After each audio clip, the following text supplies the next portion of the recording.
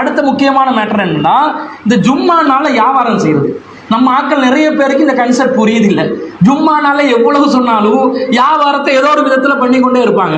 ஆனா குர்ஆன் அல்லாஹ் தஆலா இதை தடுக்கிறான். திருக்குர்ஆன் 62வது அத்தியாயத்துல 9-10 வசனங்கள் அல்லாஹ் சொல்றான், யா அய்யுஹல்லதீன ஆமனூ, நம்பிக்கை கொண்டவர்களே, இதா நூதிய லிஸ்ஸலாத்தி மின் யௌமில் ஜும்ஆத்தி, ஜும்மா நாளில் உங்களுக்கு பாங்கு சொல்லப்பட்டால் ஃபஸ்அவு இலா திக்ரில்லாஹ், அல்லாஹ்வை நினைப்பதற்காக விரையுங்கள், வதருல் பைஅ, வியாபாரத்தை விட்டு விடுங்கள். 2 ஆர்டர் வருது. ஜும்மா நாள்ல பாங்கு சொல்லப்பட்டால் அல்லாஹ்வை நினைக்கிறதுக்கு நீங்க விரையணும். ரெண்டாவது என்ன, வியாபாரத்தை விட்டு விட வேண்டும். தாலிக்கும் ஹைருல் லக்கும் இன் குன்தும் தஅலமூன், நீங்கள் அறிந்திருந்தால் இதுதான் உங்களுக்கு சிறந்தது. ஃபைதா குலியத்திஸ் ஸலாத்து, தொழுகை முடிந்தவுடன் ஃபந்தஷிரு ஃபில் அர்லி, பூமியில் சுற்றித் திரியுங்கள். வப்தகு மின் ஃபضலில்லாஹ், அல்லாஹ்வுடைய அருட்கொடைகளை நீங்கள் தேடுங்கள். வذ்குருல்லாஹ கஸீரன் லஅல்லக்கும் துஃப்லிஹூன், நீங்கள் வெற்றி பெறுவதற்காக அல்லாஹ்வை அதிகமாக நினையுங்கள் என்று அல்லாஹ் சொல்றான். அப்ப அல்லாஹ் என்ன ஆர்டர் பண்றான், பாங்கு சொல்லப்பட்டா பள்ளிக்குள்ள இருக்கணும்னு அர்த்தம். பாங்கு சொல்லு, இந்த ஜும்மால பாங்கு சொல்லும் போதே பள்ளியில் இருக்கணும். அப்ப பாங்கண்டு வந்தாலே அல்லாஹ்வை நினைப்பதற்கு நீங்க விரைந்து செல்லணுமே தவிர நீங்க என்ன செய்ய முடியாது, தெருவுல இருந்து வியாபாரம் நடத்த முடியாதுன்னு வருது. குறிப்பிட்ட நேரத்தில் வியாபாரத்தில் ஈடுபடுவது இஸ்லாம் தடுத்து இருக்கிறது. முன் சென்ற சமூகங்களுக்கு நாள் கணக்கில் சில நாட்கள் முழு நேரம் 24 மணித்தியாலங்கள் கூட தடுக்கப்பட்டு இருந்துச்சு. இப்ப பனு இஸ்ரவேலர்களுக்கு யௌமு சபத், சனிக்கிழமையில மீன் பிடிக்க கூடாதுன்னு தடை இருந்துச்சு. ஒரு நாள் ஃபுல்லா மீன் பிடிக்க கூடாதுன்னு இருந்துச்சு. வியாபாரமே ஒரு நாள் முழுக்க பண்ணக்கூடாதுன்னு இருந்துச்சு. நமக்கு எப்படி வச்சிருக்கிறாங்களா, வெறும் ஒரு 45 நிமிஷம், அதிகபட்சமா ஒரு பயானுக்கு அரை மணித்தியாலமும் தொழுகைக்கு ஒரு 15 நிமிஷம் வச்சு கூட 45 நிமிஷம் தான். ஒரு 45 நிமிடங்கள் வியாபாரத்தை விட்டு இருக்கணும் என்று சொன்னா அதை நம்ம ஆட்களுக்கு கடைபிடிக்க முடியாது.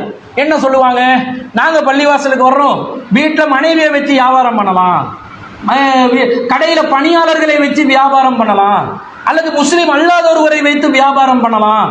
இப்படி எல்லாம் குறுக்கு வழியை தேடுவாங்க. நம்ம ஆட்கள் குறுக்கு வழி தேடுறதுல ரொம்ப கெட்டிக்காரங்க. அல்ல குறுக்கு வழியை தேடி சம்பாதிக்கிறதுக்கு வழி இருக்குதானே பார்ப்பாங்க. பிசினஸ் டிஎன்ஏல ஊர்றது தானே. ஆனா மார்க்கம் என்ன சொல்லுது, 2 கண்டிஷன் இங்க வருது.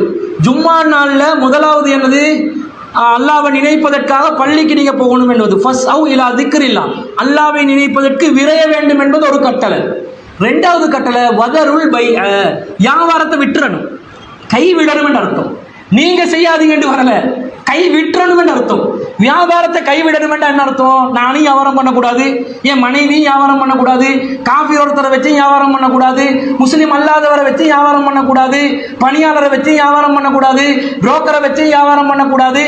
வியாபாரம் என்ற கன்செப்ட் 45 நிமிடங்கள். உதாரணத்துக்கு தான் 20 நிமிஷத்துல ஜும்மா முடிஞ்சா 20 நிமிஷத்துக்கு வியாபாரம் ஹராம் என்று ஆகிடும். விற்றணும், முழுசா வியாபாரம் தேவையில்லைன்னு ஆக்குவதை தான் அல்லாஹ் தஆலா இங்க சொல்றான். அப்ப மனைவியோ முஸ்லிம் அல்லாதவனையோ பணியாளரையோ வச்சு வியாபாரம் பண்ணி லாபம் ஈட்டுவது நியாயமாக இருக்குமா? அப்ப மனைவி வியாபாரத்துல லாபம் ஈட்டி கொண்டுட்டாங்க, ஏதோ ஒரு வியாபாரம் நடத்துறாங்க, ஜும்மா அவங்களுக்கு ஜும்மா கடமை இல்லை தானே பெண்களுக்கு, அவங்கள வச்சு நாங்க வியாபாரத்தை பண்ண வேண்டும் வைங்களே, அவங்க எடுக்கிற அந்த லாபத்துல ஒரு லாபம் கிடைச்சிருச்சு வியாபாரத்துல. அது மனைவி சொல்றாங்க, இது நான் செஞ்ச வியாபாரம், எனக்கு தாங்கண்டா, கொடுப்பீங்களா?